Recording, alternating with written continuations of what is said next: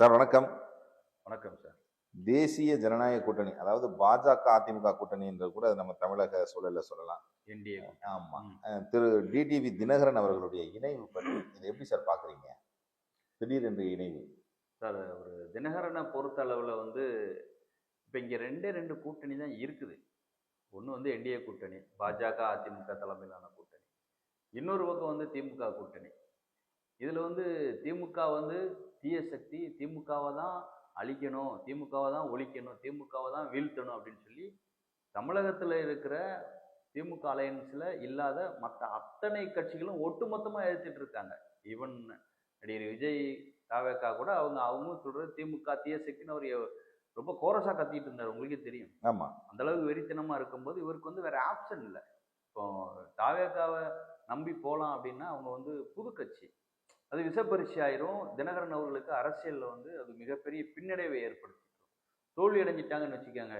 ஏற்கனவே பல தோல்விகளை சந்திச்சிருக்கிறதுனால இது மிகப்பெரிய அளவில் ஒரு கட்சிக்கு பின்னடைவை ஏற்படுத்தி விட்டுரும். அவருடைய தொண்டர்கள் சோர்வடைஞ்சிருவாங்க. அவர் கட்சி காணாமலே போயிடும். அந்த மாதிரி ஒரு சூழ்நிலை இருக்கு. திமுக கூட கூட்டணி போடுறது பொருந்தாத கூட்டணி ஆயிடும். அது அவர் கொள்கைகளுக்கு விரோதமானது. அதனால ஜெயலலிதாவிடமிருந்து வந்தவர்கள், எம்ஜிஆரை பின்பற்றியவர்கள், அண்ணாதுரை அவர்களை பின்பற்றியவர்கள், அதிமுகவிலிருந்து வந்தவர் எல்லாருமே அதிமுக போய் கூட்டணி சேர்றது தான் அது அவங்களுக்கு நல்லா இருக்கும். அது மட்டும் இல்லாம மக்களும் அதை ஏத்துக்கிடுவாங்க. சும்மா யாரோ ஒன்று ரெண்டு பேர் சொல்றான் அப்படின்னு பார்த்தா அவன் திமுக காரன் ஃபேக் ஐடியில இவங்களை திட்டிக்கிட்டு இருக்கான். மற்றபடி ஒரிஜினலா தினகரனுடைய தலைமை ஏற்று போனவர்கள் தலைமை சொல்றது தானே சார் கேட்கணும். தலைமை என்ன சொல்றாங்களோ அதை கேட்கணும். இப்ப நாங்களே இருக்கோம். தினகரன் அவங்களை நாங்க விமர்சிக்காது எதுவும் கிடையாது. பிஜேபியை விமர்சிக்காம இல்லை. ஆனா நாங்க அதிமுக தலைமையிலான கூட்டணியில தான் கிட்டத்தட்ட 10-11 வருஷமா இருக்கும். அப்படி இருக்கும்போது அந்த கூட்டணியில ஒரு கட்சி சேர்ந்துட்டுன்னா நமக்கு பிடிக்கதோ பிடிக்கலையோ விமர்சனம் எதிர்கருத்துரை செய்யக்கூடாது. தினகரன் அவர்கள் சரியான கூட்டணியை தேர்ந்தெடுத்திருக்காரு. மத்தியில பாஜக ஆட்சி இருக்கிறது. நாளை வருங்காலத்துல அதிமுகவுக்கு வெற்றி வாய்ப்பு பிரகாசமாக இருக்கிறது. அப்படி இருக்கக்கூடிய சூழ்நிலையில ஒரு கட்சியும் வளர்க்கணும். அவரை நம்பி வந்தாங்கல்ல, அவங்களுக்கு அவர் என்ன பண்ண போறாரு? ஸோ சென்ட்ரல்லையும் ஸ்டேட்லையும் அவருக்கு சாதகமான சூழ்நிலை இருந்தால்தான் அட்லீஸ்ட் அவரை நம்பி வந்தவங்களையாவது அவர் காப்பாற்ற முடியும். இது ஒரு நாள் மெரிஜாக கூட வாய்ப்பு இருக்கு சார். தினகரனும் எடப்பாடியாரும் அந்த அதிமுகவில் தினகரன் ஐக்கியமாக கூட வாய்ப்பு இருக்கிறது. எடப்பாடியார் அவரை வரவேற்றுன்னு சொல்லியிருக்காரு. ஸோ மனசுல அவர் எதுவும் தினகரன் மேல எதுவும் வச்சுக்கலன்றதானே இதை காட்டுது. கண்டிப்பா. தினகரன் அவர்களுமே என்ன சொல்லியிருக்காருன்னா, நேரம் கிடைக்கும் போது நான் எடப்பாடியாரை சந்திப்பேன் அப்படின்னு இருக்காரு. இது அப்ப நடந்தது பூராமே என்னன்னு பாத்தீங்கன்னா உள்கட்சி பூசல், பங்காளி சண்டை தான். இது ஒன்றும் ஒரு பெரிய விஷயம் கிடையாது.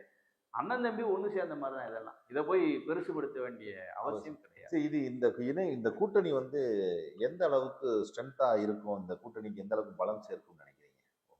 அதிமுக காரங்க முழுமையாக வரவேற்கிறார்கள். அவர்கள் யாரையுமே எனக்கு தெரிஞ்சு அவர்கள் தினகரனை பெரிய லெவல்ல அவங்க விமர்சனம் பண்ணதா தெரியல. தினகரன் கூட இருக்கிற அதிமுகல இருந்து பிரிஞ்சு தினகரன் ஆதரிச்சாங்களா, அவங்களும் பிரச்சனை இல்லை. ஆனா தினகரனுக்கு சப்போர்ட் பண்றதா சொல்லிட்டு சில பேர், நான் இது தேவர் சமுதாயம் ஒத்துக்கிடுமா? அவர் என்ன சாதி தலைவரா சார் தினகரன்? தேவர் சமுதாயம் ஒத்துக்கிடுமான்றியான். இவரு பொருந்தாத கூட்டணிக்கு போனார். யாருன்னு பார்த்தா அவனோட ஐடியில எல்லாம் போய் நம்ம ஆராய்ச்சி பண்ணா அவன் திமுகவோட பேக்எண்ட்ல இருக்கான். ஆக ஃபேக் ஐடியில வரக்கூடிய நபர்கள் தினகரன் ஆதரவாளர்கள் என்று சொல்லிக்கொண்டு தினகரன் படத்தையும் அவங்களுடைய டிபியில வச்சுக்கிட்டு அவன் என்ன பண்றான்னா தினகரனுக்கு எதிராக ஒரு பிம்பத்தை உருவாக்க பார்க்கறான். அது ஒரு காலத்தில் நடக்காது. உண்மையிலேயே தினகரனை ஆதரிச்சு போன எல்லாருமே அதிமுகவோட கூட்டணி சேரணுன்றது அவங்க விருப்பமா இருக்கும். இது அவங்க எல்லாருமே வரவேற்பாங்க.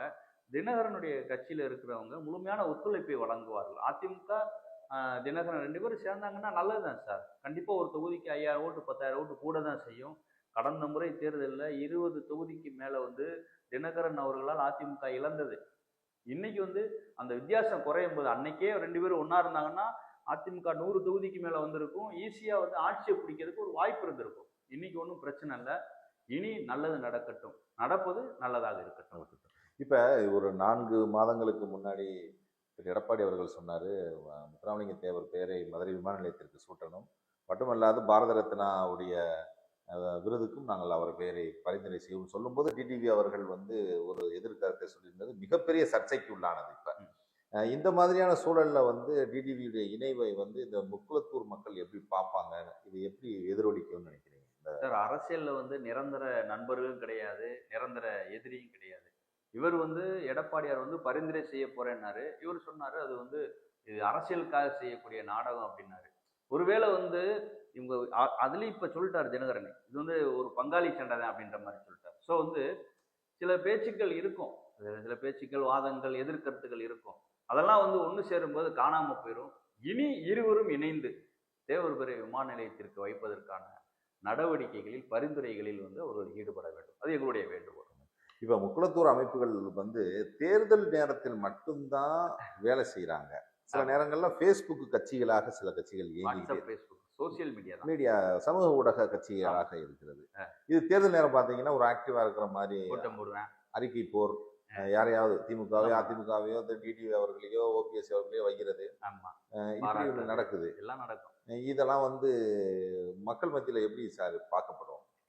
சார் மக்கள் ஒன்றும் இளிச்சவாயம் கிடையாது சார். எல்லாம் கவனமா இருக்காங்க, ரொம்ப தெளிவா இருக்காங்க. இவங்களை வந்து கிட்டத்தட்ட வந்து அரசியல் காமெடியன்களாக பார்க்கிறார்கள். ஒரு சில கட்சி இருக்கான்னு வைங்களேன், திடீர்னு பார்த்தா வந்து தேர்தல் நேரத்துல வந்து அவன் வந்து இது பண்றான் சார், கூட்டம் போடுறான். என்ன கூட்டம்னு பார்த்தா தேர்தல் ஆலோசனை கூட்டம். ஆனா அவன் வந்து தேர்தல்ல நிக்கிறது இல்ல. அவன் நிக்கல. அவன் இங்க தமிழகத்தை பொறுத்தளவுல ரெண்டே கூட்டணி தான், அதிமுக ஒண்ணு, திமுக ஒண்ணு. ரெண்டு பேருக்கும் அவன் ஆதரவும் கொடுக்கல. அப்ப அவன் தேர்தல் ஆலோசனை கூட்டம் போடுறான் அப்படின்னா ஏன் பின்னாடி இத்தனை பேர் இருக்கான்னு காட்டுறான்னு வைங்க. அவன் தேர்தலையும் நிக்கல, யார் கூட்டணி இல்ல, எதுக்காக இத்தனை பேர் இருக்கான்னு அவன் காட்டணும்? அதான் கேக்குறேன். விலை பேசுறான், யாரோ ஒருத்தட்ட விலை பேசுறான். இவரு என்கிட்ட இவ்வளவு பேர் இருக்காங்க, உனக்கு ஆதரவு கொடுக்குறேன் மறைமுகமா, எனக்கு ஏதாவது வெட்டு. அப்படி இல்லைன்னா யாராவது ஒருத்தட்டு போய் உன்னை வந்து நான் வந்து வைவேன், உனக்கு ஓட்டு போடக்கூடாதுன்னு நான் மக்கள்கிட்ட போய் பிரச்சாரம் பண்ணுவேன், எனக்கு நீ இந்த அமௌண்ட்டை கொடுத்துரு அப்படின்ட்டு. அதுதானே அதுக்கு அர்த்தம். கண்டிப்பா. எதுக்கு வேலையத்த வேலை? உங்களுக்கு ஒரு கட்சி இருக்காங்க, இல்ல நான் சமூகத்தை மட்டும்தான் பார்ப்பேன்னா சமூகத்தை மட்டும் பார்த்து போயிடும். அவங்க எதுக்கு தேர்தல் பிரச்சார கூட்டம் போடணும்? அவசியமே இல்லையே. நீ கூட்டணியிலும் இல்லையா, அதிமுகலையும் கிடையாது, நீ திமுக கூட்டணியிலும் கிடையாது. இருந்தேன்னா நான் திமுக கூட்டணியில இருக்கேன், நான் அதிமுக எதிர்த்து பேசுறேங்களாம், இல்ல அதிமுக கூட்டணியில் இருக்கேன், திமுக எதிர்த்து பிரச்சாரம் பண்றேங்களாம். அப்படி இல்லை, நீயும் எலெக்ஷன்ல நிக்கல, சம்பந்தம் இல்லாத இடங்கள்ல தனித்தொகுதிகள் எல்லாம் போய் நீ இது பண்ற, போய் பிரச்சாரம், தேர்தல் பிரச்சார கூட்டம்ன்ற. நீ யாருக்கு தேர்தல் பிரச்சாரம் பண்ண போற? நீ யாருக்கு வந்து ஓட்டு போட சொல்ற? அப்ப நீ யாருக்காவது ஓட்டு போட சொன்னா அவங்ககிட்ட நீ பணம் வாங்கியிருக்க, அல்லது யாரையாவது எதிர்த்து பேசுற அப்படின்னா அவங்க எதிர்த்து பேசுறதுக்கு அதர் சைடுக்கு நீ பணம் வாங்கியிருக்க. இதானே நடக்குது. இது தேவையில்லாதது சார். இதெல்லாம் வந்து மக்கள் பார்த்து சிரிக்கிறாங்க சார். நம்ம சமூகத்தின் மேல இருக்கின்ற அந்த ஒரு மரியாதையே போச்சு கிட்டத்தட்ட இவர்களால். இப்ப இந்த தேர்தல் நேரம் மட்டும்தான் இந்த கூத்து நடக்கும். ஆமா, அப்புறம் அமைதியா இருக்கிறாங்க சார். நீங்க வேணா நீங்க எழுதி வச்சுக்கோங்க, ஒரு 4-5 கட்சி புதுசா துடிச்சுக்கிட்டு இருக்கேன், மாநாடுன்றேன், கூட்டம்ன்றேன், அறிக்கை விடுறேன், போஸ்டர் விட்டுறேன், நாங்க வந்து அப்படின்றேன் இப்படின்றேன், எங்கிட்ட அத்தனை லட்சம் பேர் இருக்காங்கன்றேன். எல்லாமே ஓகே சார். கரெக்டா ஏப்ரலுக்கு பிறகு தேர்தல் முடிஞ்ச உடனே பாருங்க, அடுத்த 5 வருஷம் நீங்க பாருங்க அவங்களோட ஆக்டிவிட்டிஸ் எப்படி இருக்குன்ட்டு. அதே போல இந்த 5 வருஷம் திமுக ஆட்சி தொடங்குச்சுல, அதுல இருந்து இந்த 5 வருஷம் பாருங்க அவன் என்ன ஆக்டிவிட்டி பண்ணான்னு பாருங்க. இப்ப ஒரு மாசமா திடீர்னு கோமால கிடந்தவனுக்கு வந்து முழிப்பு வந்துட்டு சார், இடம் துடிச்சுக்கிட்டு இருக்கான். ஐயோ என் சமூகம் பாதிக்கப்படுகிறதுன்றியான், என் சமூகத்துக்கு விழிப்புணர்வு இல்லைன்றியான். இந்த விழிப்புணர்வு இல்லைன்னு சொல்லி ஒருத்தன் பிரச்சாரம் பண்றான் பாத்தீங்களா, அவன் யாருன்னு பார்த்தா 8ஆம் கிளாஸ் கூட தாண்டல. கையெழுத்து கூட எப்படி போடுறான்னு பார்த்தா, அந்த தூள் படத்துல ஒரு அம்மா கையெழுத்து இப்படி பார்த்து போட்டுக்கிட்டு இருக்கும், கையில எழுதி பச்சை குத்தி போட்டுட்டு இருக்கும் பாருங்க, அந்த மாதிரி கையெழுத்து போடவே தெரியல. இங்க நிறைய தலைவர்கள் வந்து படிப்பறிவு கிடையாது, கையெழுத்து போட தெரியல. ஆனா அவன் வந்து தேர்தல் விழிப்புணர்வு கூட்டம், அவனுக்கு என்டிஏ கூட்டணினா என்னன்னு தெரியாது, என்டி கூட்டணினா என்னன்னு தெரியாது, சென்ட்ரல்ல யார் இருக்கா, யார் ஜனாதிபதி, யார் பிரதமர், இங்க என்ன நடக்கு, அரசியல் நிகழ்வு என்ன, எதிர்கட்சியில என்ன நடக்கு, ஆளுங்கட்சியில என்ன நடக்கு, எந்த மினிஸ்ட்ரி எந்த டிபார்ட்மெண்ட், எதுவுமே தெரியாது சார். ஆனா அவர் வந்து தேர்தல் பிரச்சார கூட்டத்தை போட்டுருவார். யாருக்கு போடுறாருன்னு பாத்தீங்கன்னா, நிறைய ஊருக்கு போய் பிரச்சாரம் பண்ணுவாங்க. அந்த ஊர்ல இன்ஜினியர் இருப்பேன், டாக்டர் இருப்பேன், அது போக வந்து ஐபிஎஸ் இருப்பேன், ஐஏஎஸ் இருப்பேன், தாசில்தார் இருக்கேன், போலீஸ் இருக்கேன், டீச்சர்ஸ் இருக்காங்க. அவருக்கு இந்த 8ஆம் கிளாஸ்ல படிக்கிறவர் போய் தேர்தல் விழிப்புணர்வு கொடுக்குறாராம். உனக்கே முதே விழிப்புணர்வு இல்லையே, உனக்கே எதுன்னு தெரியாத, நீ போய் வாத்தியாருக்கும் டீச்சருக்கும், நீ போய் இவங்களுக்கு போலீஸ் ஆபீசருக்கு நீ எப்படா விழிப்புணர்வு கொடுக்க முடியும்? உங்களுக்கு புரியுதா? உங்களுக்கு புரியுது. நீங்க பாடம் சொல்லி கொடுக்கறதுக்கு என்ன பண்ணணும்?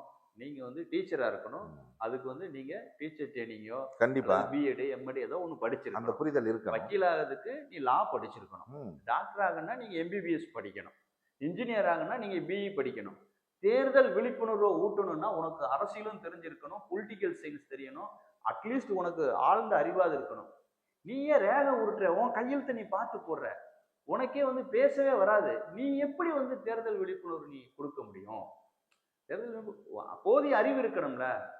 இப்ப டீச்சருக்கு ஒரு படிக்காத ஒரு ஆள் வந்து பாடம் எடுக்கிற மாதிரி இருக்கு. இது பொருந்தல. இது வந்து நம்ம பல தடவை சொல்லிட்டோம். இதுக்கு என்ன அர்த்தம்னு பாத்தீங்கன்னா, முழுக்க முழுக்க ஏதாவது ஒரு ஊருக்கு போக வேண்டியது, கோயில்ல போய் சாமி கும்பிட வேண்டியது, அங்க ஒரு 100 பேர் சாமி கும்பிட வந்திருப்பேன். அந்த 100 பேர் என்னுடைய கட்சிக்காரன். அந்த 100 பேர் கட்சிக்காரன். அதுல ஒருத்தன் கூட உறுப்பினர் கார்டு போட்டிருக்க மாட்டேன். கட்டமைப்புனா என்னன்னு இருக்கு. ஆனா 100 பேர் என் கட்சிக்காரன் அப்படின்னா. இப்ப நீங்க ஒரு சினிமா நடிகை ரோட்ல போகுது, அல்லது ஏதோ ஒரு ரோட்ல வந்து ஒரு டான்ஸ் ப்ரோக்ராம் நடக்குது, ஒரு தேர் வருதுன்னு வைங்க, கூட்டம் போகத்தான் செய்யும். ஆனா கூட்டத்துல இருக்க எல்லாரும் ஏன் ஆதரவாளர் அப்படின்னு சொல்லிட்டு ஒவ்வொரு கட்சிட்டையும் போய் பிச்சை எடுக்கிறது. எனக்கு காசு கொடு, இவங்க நான் சொன்னா ஓட்டு போட்டுருவாங்க, நீங்க வேணா எண்ணி வச்சுக்கோங்க. இந்த மாதிரி சொன்னவங்க ஏற்கனவே தேர்தலில் நின்றுருக்காங்க 2-3 பேர், 250 ஓட்டு வாங்கியிருக்காங்க. வெறும் 250 ஓட்டு. இதுதான் நிலைமையா? ஆமா, இதான் நிலைமை. 250 ஓட்டுன்றது வந்து ஒரு எலெக்ஷன்ல எவன் நின்றாலும் சரிதான், தெரியாம பக்கத்துல உள்ள சின்னத்துல குத்துறவங்க 250 ஓட்டு லோயஸ்ட் ஓட்டு கிடைச்சிருக்கு சார். அவ்வளவுதான் வாங்கியிருக்கேன். அப்ப இது வரைக்கும் டெபாசிட் கூட வாங்காதவங்க நான் தேர்தல் விழிப்புணர்வை ஊட்ட போறேன், உனக்கு தைரியம் திராணி இருந்தா நீ ஒரு தொகுதியில போய் நில்லு. உனக்கு தான் தமிழ்நாடு ஃபுல்லா எல்லாமே வந்து உனக்கு எனக்கு சொந்தம் உனக்கு சொந்தம் சொல்லுவீங்கல்ல, அப்படி சொல்ற எவனா இருந்தாலும் நீ போய் ஒரு இதுல போய் நில்லு. எலெக்ஷன்ல நின்று நான் நிக்கேன், எனக்கு ஓட்டு போடுங்கன்னு நீ அட்லீஸ்ட் டெபாசிட் வாங்கு. உன்னை ஏத்துக்கிறோம், ஒன்றும் பிரச்சனை இல்லை. அது உனக்கே தெரியும் உன் நிலைமை என்னன்ட்டு. உனக்கு வந்து நீ நிற்கும் போது தான் தெரியும் உனக்கு வந்து டோட்டலா நீ காலி ஆயிடுவேன்ட்டு. அப்ப எதுக்காக இந்த வேலையை பண்றீங்க? ஏன் வந்து கோயிலுக்கு வர்ற கூட்டத்தையும் கல்யாண வீட்டுக்கு வர்ற கூட்டத்தையும் என்னுடைய கட்சிக்காரன்னு சொல்லி யார்கிட்ட காசு வாங்க போற? எதுக்கு இந்த வேலையை பண்ணணும்? அதுக்கு யாராவது ஒருத்தர் ஆதரிச்சுட்டு இந்த காரணத்துக்காக நான் ஆதரிக்கிறேன் எப்படி போறேன்னு சொல்லிட்டு போக வேண்டியதானே. இந்த மக்கள் ரொம்ப தெளிவா தானே சார் இருக்கிறாங்க. மக்களை போடவே மாட்டாங்க சார் ஓட்டு. நீங்க வேற இது வரைக்கும் மக்கள் வந்து கதிரவண்ணை எவ்வளவு பெரிய ஒரு ஜாம்பவான் பாருங்க. கதிரவண்ணை வந்து பல நாளா ஃபார்வர்ட் பிளாக்ல இருக்கிறாரு. ஃபார்வர்ட் பிளாக்கினுடைய தலைவர். அவ்வளவு பெரிய ஆளுக்கு 5000 ஓட்டு போட்டேன். வாண்டையாரன் சிவகங்கை நின்னாரு, கோடிக்கணக்கில் செலவு பண்ணாரு. வாண்டையாரனுக்கு 5000 ஓட்டு போட்டேன். வாண்டையாரனுக்கு 5000 ஓட்டு தான். அதே போல சுரேஷ் அண்ணனுக்கு 14000 ஓட்டு விழுந்தது. அதை தாண்டி யாரும் தனிச்சு பெரிய லெவல்ல 5000 ஓட்டுக்கு மேல வாங்கவே இல்லை பெரிய பெரிய தலைவர்கள். அப்ப எவன் வந்து உங்களுக்கு சாதி அடிப்படையில சாதிக்காக எவன் ஓட்டு போட்டான்? போடலை. எதுக்கு தேவையில்லாம வந்து நீங்க வந்து மூச்சை தொலைச்சிக்கிட்டு இந்த ஜாதி வந்து எனக்கு ஓட்டு போட்டுருவான் அப்படின்னு சொல்லி ஜாதி வெறிய மக்கள்கிட்ட ஊட்டி பிரிவினையை தூண்டி எல்லா மக்களுக்கும் தீங்கு செய்யற மாதிரி நடக்கிறீங்க. அதை செய்யாதீங்க தயவுசெய்து. ஒழுங்கா மக்கள் நீங்க எந்த கட்சியாவது வந்து ஒரு ஊர்ல சாக்கடை வசதி இல்லை, அந்த ஊர்ல வந்து தண்ணி வசதி இல்லை, அந்த ஊர்ல வந்து சர்டிபிகேட்ஸ் வந்து ஒழுங்கா இஷ்யூ பண்ண மாட்டேன்றான் கவர்மெண்ட், ரேஷன் கடையில பிரச்சனை இருக்கு, ரோடு போட மாட்டேன்றான், இதை ஏதாவது சமூக கட்சிகள் போதா? இவன் பூரா ஜாதி சண்டையை மட்டும் ஃபாலோ பண்ணுவான். எல்லாமே ஜாதி சண்டை மட்டும். அங்க ஜாதி சண்டை நடந்துட்டுன்னா அங்க போய் அவனுக்கு ஆதரவு சொல்றேன் பெயில் எடுக்கன்னு ஏதாவது அடப்பு போட வேண்டியது, இல்ல ஜாதி சண்டை நடந்துச்சுன்னா அங்க போய் அதை ஏதாவது வீரவசனத்தை பேசி இன்னும் ஒரு 10 பேரை மாட்டி விட வேண்டியது, போலீஸ்கிட்ட பேச வேண்டியது, இதை மட்டும்தான் தொடர்ந்து செய்யலாம். இந்த ஆக்க பணிகளே இல்லை, எவன் ஓட்டு போடும்? அதான் இந்த ஆக்கப்பூர்வமான எந்த விதமான செயல்பாடு இல்லாததுனாலதான் இந்த சூழ்நிலை. இந்த சூழல்ல நேதாஜி சுபாஷ் சேனை வந்து இந்த கூட்டணி நிலைப்பாடு குறித்தும் உங்களுக்கு ஏதாவது ஒரு ஐடியா நீங்க வச்சிருப்பீங்க? குறிப்பிட்ட ஒரு சில தொகுதிகளை நேதாஜி சுபாஷ் சேனை கேட்குதுன்ற மாதிரியான சில செய்திகளும் எங்களுக்கு வருது. சொல்றாங்க சார், சொல்றாங்க. நாங்க வந்து கடந்த தேர்தல்ல எம்பி எலெக்ஷன்ல நாங்க லெட்டர் கொடுக்கும்போதே தெளிவா சொல்லியிருக்கோம், எங்களுக்கு வந்து ஒரு தொகுதி ஒதுக்கி கொடுங்க. அரசியல்ல வந்து அங்கீகாரத்தை நோக்கிய பயணம் தான் எல்லாருக்கும் இருக்கும். நாங்க வந்து 10-12 வருஷமா எந்த இதுக்கும் மாறாம அதிமுகன்ற ஒரே நிலைப்பாடுல இருக்கும். அவங்கள்ட்ட எடப்பாடியார்ட்ட நாங்க நேரடியாக லெட்டர் கொடுக்கும்போது அந்த சமூகத்திற்கான கோரிக்கைகளையும் சொல்லியிருக்கோம். சொல்லிட்டு எங்களுக்கு ஒரு தொகுதி ஒதுக்கி கொடுக்கணும் அப்படின்றத நாங்க கேட்டிருக்கோம். அப்படி கேட்கும்போது அவங்க வந்து சரி பார்ப்போம் அப்படின்னு சொல்லியிருந்தாங்க. இது எப்ப சட்டசபை தேர்தலில், இந்த சட்டசபை தேர்தலில் ஒதுக்கி கொடுக்கணும். எம்பி தேர்தலே அப்படி லெட்டர் கொடுத்துருக்கோம். நாங்க வந்து சில பேர் சொல்றாங்க சாத்தூர் தொகுதி வந்து உங்களுக்கு ஒதுக்கிடுவாங்கன்றாங்க, சில பேர் வந்து திருவாடானை ஒதுக்கிடுவாங்கன்றாங்க. சில பேர் திருச்சுழியை சொல்றாங்க. இந்த 3 தொகுதியை தாண்டி எந்த தொகுதியும் யாரும் சொல்லல. ஆனா சாத்தூர் தொகுதியை பொறுத்தளவுல ஏற்கனவே அங்க அதிமுக வந்து மாவட்ட செயலாளர் ரவியன் இருக்காரு, அப்புறம் எம்எஸ்ஆர் இருக்காரு, இப்படி பெரிய ஆளுங்க நம்ம எதிர்கொண்ட சுப்பிரமணியன் இருக்காரு, இப்படி பெரிய ஆளுங்க இருக்காங்க. இருந்தாலும் ஒருவேளை கூட்டணி கட்சிக்கு ஒதுக்குவதாக இருந்தால் பிஜேபியும் கேட்கறாங்கன்னு சொல்றாங்க, அண்ணன் டிடிவியும் கேட்கறான்னு சொல்றாரு, நாங்களும் அதை கேட்கிறோம்.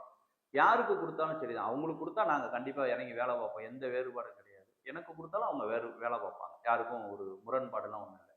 அதே போல எந்த தொகுதி கொடுத்தாலும் அதுல நிக்கிறதுக்கு தான் பார்ப்போம். தொகுதியெல்லாம் வேணாம்னு சொல்லலாம், எந்த தொகுதி கொடுத்தாலும் நிற்போம். நாங்க வந்து எங்களுடைய கட்சியினுடைய பலத்தையும் கூட்டணி கட்சிகளுடைய பலத்தையும் அவங்களுடைய பிரச்சாரம் எங்களுடைய பிரச்சாரம் எங்களுடைய அணுகுமுறை வந்து எங்களை வெற்றியை நோக்கி இழுத்து செல்லும் நினைக்கிறோம். இங்கே பொறுத்தளவுல வந்து அதிமுகவை பொறுத்தளவுல வந்து இப்போதைக்கு ரேஸ்ல இருக்கிறது கூட்டணி கட்சிகள்ல இருக்கிறதுன்னு பாத்தீங்கன்னா மூத்த தலைவர் கதிரவன் இருக்காரு, மேபி அவருக்கு உசிலம்பட்டி ஒதுக்கப்படலாம், அல்லது இந்த 3 தொகுதி ஏதாவது ஒண்ணு கூட கிடைக்கலாம். திருச்சுழின்னு சொல்றாங்க, அது வந்து எல்லாமே வந்து ஹியர்ஸே தான், எதுவுமே எது கிடையாது, இன்னும் உறுதி செய்யப்படல, பேச்சுவார்த்தை வாய்ப்புகள் இருக்கு. அதே போல தேவர் சமூகத்துக்கு ஒரு தொகுதி கொடுக்கணும்னு நினைச்சா எனக்கு ஒதுக்கப்படலாம், அதுவும் வாய்ப்பு இருக்கிறது. அதனால அந்த கான்செப்ட்ல போயிட்டு இருக்கோம்.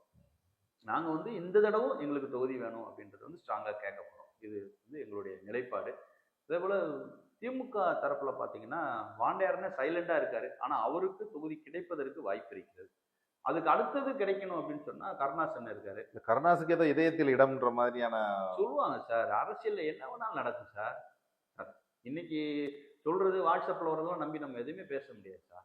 இது என்ன வேணாலும் நடக்கும். ஒருவேளை வந்து இதயத்துல இடம் இருக்கிறவருக்கு வந்து அவருக்கு வந்து சீட்டும் கொடுக்கலாம், தப்பு கிடையாது. அதே போல அதுக்கு அடுத்து பார்த்தா ஸ்ரீவைகுண்டம் சுரேசன் இருக்காங்க, அவருக்கும் கிடைப்பதற்கு வாய்ப்பு இருக்கிறது. மற்றவங்களுக்கு வந்து பெரிய லெவல்ல ஒரு ஸ்கோப் இல்லை, யாருக்கும் இல்லை. ஸோ இங்க வந்து கதிரவண்ண எனக்கு, அதுபோல அங்க வந்து அந்த 3 பேருக்கு, இந்த 5 பேர்ல வந்து யாராவது இங்க ஒரு ஆளுக்கு அங்க ஒரு ஆளுக்கோ, இங்க 2 பேருக்கு அங்க 2 பேருக்கோ கிடைக்கிறதுக்கு வாய்ப்பு இருக்கு. இதான் கூட்டணியான நிலைப்பாடு, இதுதான் இருக்கும். வேற ஒன்றும் பெரிய லெவல்ல ஒன்றும் எதுவும் இருந்த மாதிரி தெரியல, வேற யாரும் ரேஸ்ல இருந்த மாதிரி தெரியல. வேற வந்து யாரையாவது சேர்த்தா கூட வந்து 1-2 பேர் இருக்காங்க, சேர்த்தா கூட அது என்னன்னா எதிர் விளைவுகளை ஏற்படுத்தும்னு பயப்படுறாங்க. ஜாதி அடிப்படையில சில பேர் ரொம்ப பிரிவினையா பேசுறாங்க, ஏதாவது சேர்த்துட்டா எதிர் விளைவுகளை ஏற்படுத்திடும் அப்படின்ட்டு. இவங்களால அந்த பிரச்சனை இல்லை. இப்ப ஓபிஎஸ் அவர்களுடைய தீவிர ஆதரவாளர் வைத்தியலிங்கம் அவர்கள் திமுகவில் போய் இணைஞ்சிருக்கிறார். இந்த சூழல் வந்து ரொம்ப சிக்கலான சூழலா இருக்கு. உண்மையிலே வந்து அண்ணன் வைத்தியலிங்கம் அவர்களெல்லாம் எனக்கு வந்து ரொம்ப பிடிக்கும் சார், ரொம்ப பிடிக்கும். அவர் வந்து செஞ்சோற்று கடன் தீர்க்கு அப்படின்ற மாதிரி சேராத இடத்துல போய் சேர்ந்துட்டார். அது ரைட், ஓகே. அது ஓபிஎஸ் என்ன கூட அவர் இருந்தார், அது கூட ஓகே, அதை கூட ஏற்றுக்கிடலாம். ஆனால் திமுக சைடு இப்போ போய் சேர்ந்துருக்காரு பார்த்தீங்களா, இது வந்து அவர் மேலே இருக்கக்கூடிய மரியாதையை வந்து இழக்க வச்சிருக்கு சார். வைத்தியலிங்கம் என்ன ஒன்றும் தனியாகவே இருந்துடட்டும், அதிமுக வந்து அவரை எந்த வகையிலையும் அவரை வந்து ஹர்ட் பண்ணலை. அதிமுக தலைமையோ அதிமுகவோ அவர் ஒரு இடத்துல கூட அவரை வந்து தப்பாவோ பேசல, விமர்சனம் பண்ணலை. ஓபிஎஸ் என்ன ஏதாவது பேசுவார், அவங்க ஏதாவது பதிலடி வந்து மறைமுகமா கொடுப்பாங்க. டிடிவின்னு ஏதாவது பேசுவார், டிடிவின்னு ஏதாவது கொடுப்பாங்க. இப்படிதான் போயிட்டு இருந்தே தவிர இவருக்கு வைத்தியலிங்கம் என்னென்ன பொறுத்தளவுல அவருக்கு எந்த இடத்துலயுமே அவங்க இது பண்ணல. அவர் பேசாம வந்து சேர்ந்து இருக்கலாம், அதிமுக கூடயே வந்து சேர்ந்து அவர் வேலையை பார்த்துருக்கலாம். ஓபிஎஸ் கூட இருக்க எல்லாரையும் போய் பாருங்க, சத்தம் இல்லாம வந்து திமுகவில் போய் சேர்ந்துட்டு இருக்காங்க. அப்ப இவ்வளவு நாள் வந்து அவங்க வந்து திமுகவுடைய ஏஜெண்டா இருந்தாங்களா? நீ மனோஜ் பாண்டியன் எடுத்துக்கங்க, இப்போ வைத்தியலிங்கம் என்ன, வெல்லமண்டி நடராஜன், அப்படி சத்தம் இல்லாம ஒன்னொன்னா போயிட்டு இருக்காங்க. அப்ப இதுக்கு ஓபிஎஸ் கூட இருக்கவங்க எல்லாம் அங்க போய் சேர்றாங்க அப்படின்னா என்ன காரணம்? முதல்ல வந்து அக்ரிமெண்ட் போட்டாங்களா அதிமுகவை அழிக்கணும் அப்படின்றதுக்காக ஓபிஎஸ் வந்து வெளியேறி இந்த மாதிரி பிரச்சனைகளை பண்ணிக்கிட்டு இருக்காரா அப்படின்றதுதான். அது போக இன்னைக்கு ஓபிஎஸும் வந்து நடுத்தருக்கு வந்த மாதிரி வந்துட்டாரு பாருங்க. எல்லாருமே போயிட்டாங்க, அவரோட சூழ்நிலை தான், எல்லாருமே போயிட்டாங்க. இனி அவரு திமுகவுக்கு தான் போக வேண்டிய ஒரு சூழ்நிலையை உருவாக்கி வச்சுட்டு போயிட்டாங்க. ஆனால் இன்னும் வந்து காலம் கெட்டு போகவில்லை. திமுகல இருந்து அதிமுகவுக்கு போறதும், அதிமுகல இருந்து திமுக போறதும் ஒரு சாதாரண விஷயம் தான். ஆனா ஓபிஎஸ்க்கு அது சாதாரண விஷயமா பார்க்கப்படுமா? திமுகவுக்கு சென்றவர்கள் சார், வைத்தியலிங்கம் என்னன்னா இருக்கட்டும், வெல்லமண்டி நடராஜனா இருக்கட்டும், மனோஜ் பண்ணா இருக்கட்டும், உடனே விலகி அப்படியே வந்து அதிமுக வந்து சேர்ந்தா யாரும் வந்து வேணாம்லாம் சொல்ல போறது இல்லை. ஓபிஎஸ் அண்ணனுமே வந்து ப்ராப்பரா வந்து பேசினார்னா கண்டிப்பா வந்து அதுக்கு ரிசல்ட் இருக்கும் அப்படின்னு தான் நினைக்கிறோம். இந்த நிலைமைக்கு ஓபிஎஸ் அண்ணன் வந்து முக்கியமான காரணம். அவரு பாத்தீங்கன்னா இவங்க சொல்றாங்க அந்த துரோகம் இந்த துரோகம் அப்படின்லாம் சொல்றாங்க. அன்னைக்கு தர்ம யுத்தம் நடத்தினதுல இருந்து எடுத்து பார்த்தா இவர் தான் நிறைய பிரச்சனைகளுக்கு வந்து ஒரு காரணமா இருக்காரு. இப்ப அதெல்லாம் ஆனா அவர் என்ன சூழ்நிலையில பண்ணார்ன்றது நமக்கு தெரியல. ஆனா பிரச்சனைகளுக்கு எல்லாமே ஒரு ஒரு காரணமாவோ மையமாவோ இருக்காரு. இனிமேல் இந்த பிரச்சனைகள் எல்லாம் விட்டுட்டு பேசாம அதிமுக கூட டிராவல் பண்ணாருன்னா நிலைமை கண்டிப்பா ஒரு நாள் மாறதான் சார் செய்யும். அவருக்கு ஒரு ஃபேம் இருக்குல்ல, கண்டிப்பா மாறதான் செய்யும். நீங்க நம்புறீங்களா அது மாறும்னு? சார் உங்களுக்கு இந்த பாஜகன்னு ஒரு சக்தி இருக்கு சார். இந்த பாஜகன்றவன் எப்படின்னு பார்த்தீங்கன்னா, இந்த படத்துல சொன்ன மாதிரி 100 பேர் அடிச்சு டான் ஆனவன் கிடையாது. பாஜக அடிச்ச எல்லாருமே டான் தான். எல்லாருமே டான் தான் சார். எல்லாத்தையும் காலி பண்ணி விட்டாங்கல்ல. உங்களுக்கு நீங்க அங்க பாருங்க, ஏக்நாத் சிண்டே எடுத்துக்கங்க, இந்த உத்தவ் தாக்கரே எடுத்துக்கங்க, எல்லாத்தையும் காலி பண்ணி விட்டாங்க. பெரிய பெரிய ஜாம்பம் காங்கிரஸ் எல்லாம் தடம் தெரியாம அழிச்சிட்டாங்க. அரவிந்த் கெஜ்ரிவால் என்ன ஆனாரு? காணாமலே போயிட்டாரு. எல்லாத்தையும் காலி பண்ணிடுவான் சார். அப்படிப்பட்ட ஒரு சூழ்நிலையில உருவாக்குறதுக்கும் சக்தி இருக்கான்ட்ட அவனை ஓச்சு விடுறதுக்கு சக்தி இருக்கு. பாஜக நினைச்சா என்னைக்கு வேணாலும் ஓபிஎஸ் வந்து எந்த கூட்டணிக்கு வேணாலும் கொண்டு வர வைக்க முடியும், அவரை நீக்க வைக்கவும் முடியும். பாஜகன்றது வந்து ஒரு மிகப்பெரிய ஒரு பலம். அது எப்போ வேணாலும் அது பாஜக நினைச்சா அது கண்டிப்பா நடக்கதான் சார். நிச்சயமா அந்த ஓபிஎஸ் நிலைமையை வந்து பொறுத்திருந்து பார்க்கலாம். இப்ப அடுத்த பனங்குடி இந்த மைனர் சிறுவன். ஆமா சார். அதனுடைய நிவாரணம் வந்து சரியா கிடைச்சிருச்சா சார்? அதுல எதுவும் அதாவது அந்த பிரச்சனையில வந்து ஆக்சுவலா நான் வந்து அந்த அந்த ஐயாவுக்கு ஃபோன் பண்ணி கேட்டேன், அந்த பையனோட அப்பாவுக்கு. அவங்க வந்து வள்ளியூர் போயிருந்திருக்காங்க சார். வள்ளியூர் அந்த சம்பவ தினத்தன்று வள்ளியூர்ல ஃபேமிலியோட போயிருக்காங்க. அவருக்கு 3 பசங்க. இந்த பையன் கடைசி பையன். 10th ஏதோ படிக்கிறான், 10th 9th படிக்கிறான். 14 வயசு ஆகுது இந்த பையனுக்கு. இந்த பையன் முன்னாடியே வீட்டுக்கு போயிடுறான். வள்ளியூர் கல்யாணத்துக்கு வந்து முதல்ல முன்னாடியே வீட்டுக்கு போயிடறான். வீட்டுக்கு போன உடனே இந்த பையனை வந்து எதிர்த்த வீடு தான், அந்த பையன் பக்கத்துல தான் குடியிருக்கான். அவன் தவறான இதுக்கு கூப்பிட்டதா இந்த பையன் மறுத்ததாகவும், அதனால இந்த பையனை வந்து வெட்டியதாகவும் சொல்கிறாரு. அங்கங்க வெட்டிட்டான்ட்டு. அப்புறம் இந்த பையனை வெளியே எடுத்து டிஸ்போஸ் பண்ணலான்னு போகும்போது ஆள் பார்த்துடுறாங்க. பார்த்த உடனே வேற யாரோ வெட்டிட்டாங்கன்னு ஒரு தகவலை சொல்லிட்டு நேரே கொண்டு போய் ஜிஹெச்ல சேர்த்து விட்டுருதான் அப்படின்ட்டு. இதுதான் ஸ்டோரி. இதுல என்ன பிரச்சனை அப்படின்னா, இது வந்து தேசிய அளவுல வந்து இதை பிரச்சனையாக்கியிருக்கணும். தேசிய அளவுல இதை கொண்டு போயிருக்கணும். ஏன்னா ஒரு பையனை வந்து உடல் சுகத்திற்காகவும் ஒரு போதை மருந்து அடிச்சவன் கொண்டு போய் இப்படி பண்ணிட்டான். அப்பாவி பையன், எந்த விதமான பாவமும் செய்யாத அப்பாவி பையன், ஒரு மாணவர், ஒரு ஏழ்மையான குடும்பத்தை சேர்ந்த. தேசிய லெவல்ல இதை பிரச்சனையை ஆக்கியிருக்கணும். நாங்குநேரி மாணவருக்கு மட்டும் எவ்வளவு பிரச்சனை பண்ணாங்க, இப்ப தேசிய அளவுல இதை பிரச்சனை ஆக்கியிருக்கணும். அப்படி ஆக்குறதை விட்டுட்டு இப்போ அந்த பையன் குடும்பத்துல 1-2 பேர் வந்து சில சமூக அமைப்புல இருக்காங்க. அப்ப நாங்க வந்து கேட்குறோம், நாங்க வந்து இந்த பிரச்சனையை எடுத்து இது ப்ராப்பரா கொண்டு போகும் அப்படின்னு சொல்லி கேட்கும்போது அவங்க தரப்புல என்ன சொல்றாங்கன்னா, எங்க வீட்டுல சில பேர் ஒரு சமூக அமைப்புல இருக்காங்க, ஸோ அவங்க வர்றாங்க அப்படின்றாங்க. அவன் அந்த இடத்துல வந்து அந்த சமூக அமைப்புகளுக்கும் நமக்கு வந்து கான்ட்ராடிக்ஷனா இருக்கு. நம்ம அங்க போனாலும் அது சரியாகவும் இருக்காது. நம்ம ஏதாவது செஞ்சாலும் அவங்க வந்து விளம்பரம் பண்ணுவாங்கன்னா நாங்க செஞ்சிட்டோம் அப்படின்ற மாதிரி சொல்லிக்கிட்டு இருப்பாங்க. அதுக்காக சரி அவங்க செய்யட்டும், நம்ம போய் ஒருத்தர் தடுக்க வேண்டாம்னு சொல்லி இது பண்றோம். எதேச்சியா சபாநாயகர் அங்க வர்றாரு. 2 நாளா டெட் பாடி வச்சு போராடிட்டு இருக்காங்க. நான் வந்து போலீஸ் தரப்புலையும் மாவட்ட ஆட்சியர் தரப்புலையும் மாவட்ட நிர்வாகத்தையும் பேசுறோம். அவங்க சில நிவாரணங்களை சொல்லி நீங்க வாங்க அப்படின்றாங்க. ஆனா அந்த நிவாரணங்களை வந்து நம்ம அவங்களுக்கு இன்ஃபார்ம் பண்றோம். அந்த பேரண்ட்ஸ் அவங்கள நம்பியே இருக்காங்க, இன்னொரு சமூக அமைப்பை நம்பி. அவங்க பேசும்போது சபாநாயகர் வந்து ஒரு 25,000 ரூபாய் முதல்ல கொடுத்துருக்காரு. அப்புறம் ஒரு 1 லட்ச ரூபா தாரேன் இருக்காரு, அதை கொடுத்துட்டாரு. அதுக்கப்புறம் எல்லாமே வாக்குறுதி தான். என்ன வாக்குறுதின்னு பாத்தீங்கன்னா, அரசு வந்து ஒரே நாள்ல நிவாரணம் அறிவிச்சிடும் அப்படின்னு ஒரு வாக்குறுதி கொடுத்ததா சொல்றாங்க. இன்ன வரைக்கும் இன்னைக்கு 15 நாள் ஆச்சு, இன்ன வரைக்கும் அந்த இது வரல. அரசு வந்து ஒரு வீடு இருக்கு, அந்த வீடுக்கு வந்து அது 20 லட்ச ரூபா மதிப்புள்ள வீடு, அந்த வீடு அந்த பையனுக்கு வந்து குடும்பத்துக்கு கொடுத்துருவாங்க அப்படின்றாங்க. அந்த வீடோட மதிப்பு வந்து பாத்தீங்கன்னா மொத்தமே வந்து கவர்மெண்ட் மதிப்பே 13 லட்சம் தான். சரி. 13 லட்சத்துல வந்து 8 லட்சம் வந்து 8.5 லட்சம் வந்து கவர்மெண்ட் ஸ்பான்சரு, 4.5 லட்சம் அந்த வீட்டில் உள்ளவங்க, அதாவது யாருக்கு அலாட் பண்றாங்களோ அவங்க கட்டணும். அதை வாங்குறதுக்குலாம் வந்து பெருசா ரெக்கமெண்ட்லாம் தேவையில்லை. உங்களுக்கு வேணாலும் வாங்கிக்கலாம், எனக்கு வேணாலும், யார் வேணாலும் வாங்கிக்கலாம். ஆனா அதை ஏதோ இவங்க கொடுக்குற மாதிரி கொண்டு வர்றாங்க. ஆனா அந்த 8.5 லட்சத்துலயுமே அந்த இன்னும் அந்த இது பில்டிங் கம்ப்ளீட் ஆகல. இது வாக்குறுதி மாதிரி சொல்லியிருக்காங்களாம். என்னைக்கு இந்த வாக்குறுதி நிறைவேறும்? அடுத்து திமுக ஆட்சி வரணும். அந்த பில்டிங்லாம் கம்ப்ளீட் ஆகி அதை அலாட்மெண்ட் பண்ணும்போது வரணும். அது என்னைக்கு வர? ஆக அந்த 1.25 லட்சத்தோட போச்சு சார். இன்ன வரைக்கும் அந்த நிவாரணம் எதுவுமே வரல. இது தவிர வந்து எந்த விதமான ஒரு சலுகைகளும் கிடைக்கல.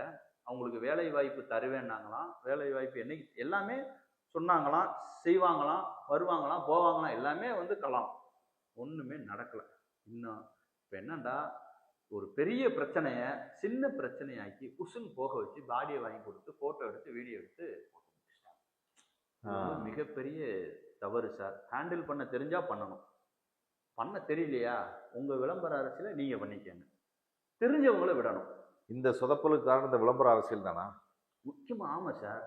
விளம்பர அரசியல், போட்டி, ஏதாவது பிரச்சனை கிடைக்காதான்னு அலையிறவங்க இதை பிரச்சனையை எடுத்துக்கிட்டு, நாங்களும் இதை மாதிரி ஹேண்டில் பண்ணியிருக்கோம். வெண்ணிலிங்காபுரம் பிரச்சனை. ஆமா, இலவச வீடு, இலவச பட்டா, எக்ஸ்ட்ரா ஒரு பட்டா, அவங்களுக்கு உடனே வந்து எல்லா சர்டிஃபிகேட்டையும் வாங்கி கொடுத்து, அவங்களுக்கு வந்து அங்கே லோக்கலில் உள்ள காம்பன்சேஷனே 2 லட்ச ரூபா, அப்புறம் 2.5 லட்ச ரூபா வந்து இந்த காம்பன்சேஷன் வந்து 357ல் போட்டது. அதுக்கப்புறம் வந்து ஓஏபி உடனே ஆர்டர் வாங்கி கொடுத்தது. அது போக வந்து பசுமை நிறைய விஷயங்களை நம்ம பண்ணி கொடுத்தோம். இப்போ வந்து இதுக்கு போனோம், நம்ம சிவகங்கை போனோம். ஒருத்தர் இறந்து போயிட்டாரு, கிழவன்னூருக்காரர் ஒருத்தர் இறந்து போயிட்டார். ஒரு போராட்டம் பண்ணோம். போராட்டம் பண்ண அடுத்த நாள் வந்து மினிஸ்டர் வந்து 3 லட்ச ரூபா கொடுத்துட்டு போனார். இது சார். அப்புறம் இவரை எடுத்துக்கங்க, நம்ம வீரபத்ரனுக்கு அவன் ஒரு இடம் வாங்கி கொடுத்தோம், பட்டா வாங்கி கொடுத்தோம். அன்னைக்கு ஒரு கூட்டு முயற்சியில அதுலலாம் பாத்தீங்கன்னா அந்த இடம்லாம் கிட்டத்தட்ட 10-15 லட்ச ரூபா வேல்யூ இருக்கும் சார். 5 சென்ட் கொடுத்தாங்க sir. 2.5 cent + 2.5 cent 5 cent sir. ஒரு சென்டே அங்க 4 லட்சம் 5 லட்சம் போகுது. அந்த அது மாநகராட்சி ஒட்டி இருக்கு. இது நிவாரணம் சார். இதை விட்டுட்டு சும்மா நானும் போய் பண்ணினேன் வச்சேன் அரசியல் பண்ண என்னண்டா, சில பேர் வந்து இப்படி பண்றதுனால அவங்க போற இடத்துக்கு யாருமே போறதில்லை. இப்ப நாங்க போயிருந்தோம்னு வச்சுக்கோங்க, அங்க வந்து எங்க கூட வர்றதுக்கு பறையர் சமூக மக்கள் தயாராக இருந்தார்கள், நாடார் சமூக மக்கள் தயாராக இருந்தார்கள், தேவேந்திரோட மக்கள் தயாராக இருந்தார்கள், பிள்ளமார் சமுதாயம், யாதவ சமுதாயம், எல்லா சமூகம் இதை வந்து ஒரு பெரிய பிரச்சனையா கொண்டு போயிடலாம் அப்படின்னு எல்லா சமூக மக்களும் தயாராக இருந்தார்கள். அப்படி போனாதானே இது பெருசாகும். கண்டிப்பா. பிரிவினை பேசிட்டே இருக்கவங்க போய் உட்காந்தாங்க, யாரு போய் உட்காருவா கூட? யாருமே போல. கடைசியில பார்த்தா அந்த போராட்டமே பிசுபிசுத்து 1 மணி நேரத்துல அடுத்த நாள் வந்து கண்டினியூ பண்ணுவாங்க. பார்த்தா வந்து 1 மணி நேரத்துல உட்காந்து பாடி வாங்கி. இது மிகப்பெரிய பாவ செயல். நாங்க வந்து சொல்றதெல்லாம், உங்க அரசியலை நீங்க என்ன வேணா பண்ணிக்கங்க. தெரிஞ்சா வந்து ஒரு பிரச்சனைகளை ஹேண்டில் பண்ணுங்க. தெரியலன்னா தயவு செய்து இந்த சமூக மக்களை வந்து ஏமாத்தாதீங்க, விட்டுருங்க. இதைத்தான் சொல்றோம். இப்ப இறுதியா ஒரு கேள்வி என்னன்னா, இந்த தேர்தல் வாக்குறுதிகள் குறித்து நீங்க நிறைய நம்ம சேனல்ல பேசியிருக்கீங்க. சில வாக்குறுதிகளை வந்து தெளிவாக கொடுக்கணும் அப்படின்னு. ராஜேந்திர பாலாஜி, ஆமா, இன்னைக்கு ஒரு அதிமுக ஆட்சியில் காதல் ஜோடிகள் இலவசமாக பஸ் பயணம் செய்யப்படுன்றார். அண்ணன் அது வந்து எப்படி ஒரு கேலியா சொன்னாரா என்னன்னு தெரியல. ஆனா இது ஒரு அறிக்கையாக நான் பார்த்தேன். இது வந்து திமுகவை நக்கல் பண்ணி அந்த அதாவது நீங்க திமுக அரசு வந்து பெண்களுக்கு மட்டும் வந்து இலவசம் அப்படின்றாங்க. ஆமா, இவர் வந்து பெண்களுக்கு மட்டும் இலவசம்னா புருஷன் முண்டாட்டி வர்றாங்க. அப்படி வரும்போது வந்து அப்போ புருஷன் மட்டும் வெயிட் பண்ணுவாரா, லேடிஸ் மட்டும் போயிடுவாங்களா? அதனால இருவரும் ஜோடியாவே பயணிக்கலாம் அப்படின்ற ஒரு இதுல ஒரு நகைச்சுவை பாணியில சொல்லியிருக்காரு. அவர் இயற்கையாவே வந்து நகைச்சுவை உணர்வு மிக்கவர் சார். ஒரு தமிழச்சி தங்கப்பாண்டியன், அப்புறம் இன்னும் ஒரு பெரிய பெரிய ஜாம்பவான்கள்லாம் உட்காந்து ஒரு பெரிய மீட்டிங் நடந்தது. அவர் எனக்கு போராளியே தெரியாது, எனக்கு விருதுநகர் பக்கத்துல இருக்கக்கூடிய பேராளின்னு ஒரு ஊர், பேராளியே தான் தெரியும் அப்படின்னு அப்படி நகைச்சுவையா பேசுவார். அவரை மாதிரி வந்து ஒரு சொல் நடை, அது போல அந்த அடை சொற்கள் எல்லாமே போட்டு பேசக்கூடியதற்கு வந்து ஆளே கிடையாது. ஒரு மிகப்பெரிய பேச்சாளர், ஆகச்சிறந்த பேச்சாளர். ஆக அவர் வந்து எப்பயுமே வந்து ஒரு கோபம்லாம் அவர்கிட்ட வந்து பெருசா இருக்காது. ஒரு விஷயத்த வந்து ஈஸியா ஹேண்டில் பண்ணுவாரு. அந்த விஷயத்த சொல்லும் போது வந்து மக்களுக்கு பிடிச்ச மாதிரி நகைச்சுவை உணர்வோட சொல்லிடுவார். அப்படித்தான் சொல்லியிருப்பாரே தவிர வந்து வேற ஒன்றும் அதில் உள்ளர்த்தம்லாம் இருக்க வாய்ப்பே கிடையாது. ஓகே, நிறைய விஷயங்களை பேசியிருக்கோம். விரைவில் வந்து தேர்தல் சம்பந்தப்பட்ட கேள்விகளோட உங்களை மீண்டும் ஒரு முறை சந்திக்கிறேன். மிக்க நன்றி. வணக்கம் சார்.